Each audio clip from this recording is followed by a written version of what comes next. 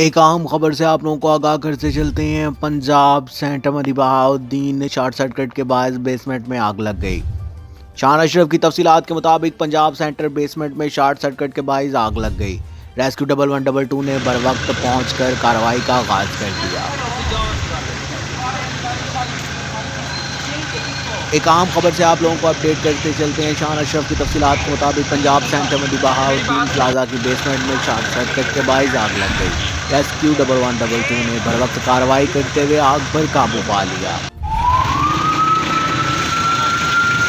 एक अहम खबर से आप लोगों को आगाह करते चलते हैं। पंजाब सेंटर प्लाजा की बेसमेंट में शॉर्ट सर्किट के बायस आग लग गई। नुकसान का तखमीना लगाया जा रहा है। रेस्क्यू 1122 ने बर वक्त कार्रवाई करते हुए आग पर काबू पा लिया।